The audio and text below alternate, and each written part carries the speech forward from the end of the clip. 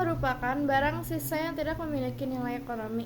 Sampah berdasarkan sifatnya memiliki dua jenis, yaitu organik dan sampah anorganik. Sampah organik adalah sampah yang berasal dari sisa-sisa organisme makhluk hidup, baik manusia, hewan, serta tumbuhan. Sampah organik sering ditemukan dalam kehidupan sehari-hari. Adapun contoh yang termasuk sampah organik adalah sisa sayur dan buah, kotoran hewan, hingga daun kering. Sampah organik disebut sampah basah atau garbage karena sebagian besar cukup mengandung air. Sampah organik merupakan jenis sampah yang mudah terurai melalui proses alami.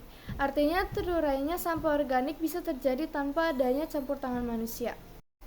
Yang kedua ada sampah anorganik.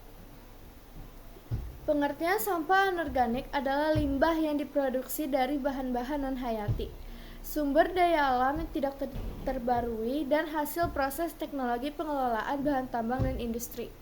Contoh sampah anorganik berupa sampah berbahan logam serta produk olahan, plastik, kertas, dan deterjen, kaca, dan keramik.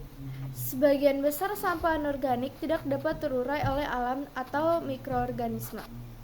Contoh sampah anorganik adalah kulit pisang, kulit pepaya, pecahan keramik, botol plastik, bekas kaleng, dan lain-lain.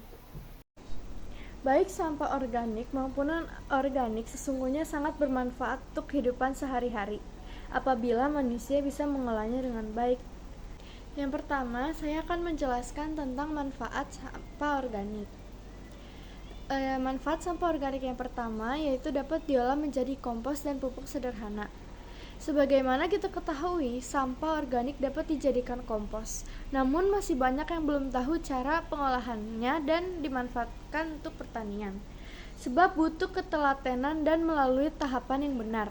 Apabila tidak telaten, sampah organik bisa diubah menjadi pupuk sederhana. Hanya diperlukan suatu lubang untuk pembuangan sampah organik di tanah dan tunggu hingga membusuk hingga menyerupai tanah. Unsur hara yang dihasilkan tersebut dapat digunakan untuk menyuburkan tanaman.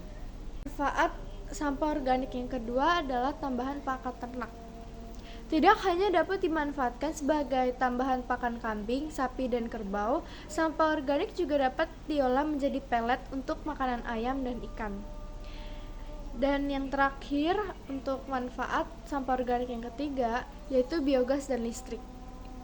Hal ini dapat dilakukan dengan menggunakan sampah organik yang berasal dari kotoran hewan maupun manusia. Limbah, tempe, dan tahu digunakan sebagai bahan utama. Lalu ada manfaat sampah anorganik.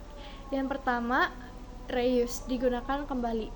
Botol plastik atau kaca bisa digunakan lagi sebagai wadah, tempat serbaguna, media tanam, hingga pot tanaman.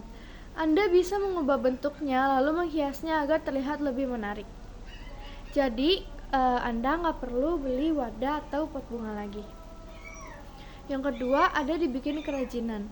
Botol plastik dan kemasan plastik ataupun kertas bisa diubah menjadi kerajinan tangan. Saset kopi, sampo, sabun mandi, sabun cuci piring, deterjen. Misalnya bisa dikreasikan menjadi tote bag, tempat pensil, gelang, kolase hiasan dinding, bunga plastik, dan lain-lain. Yang ketiga, ada menghemat biaya. Membawa botol minuman sendiri setiap berpergian bisa menekan dorongan untuk jajan minuman.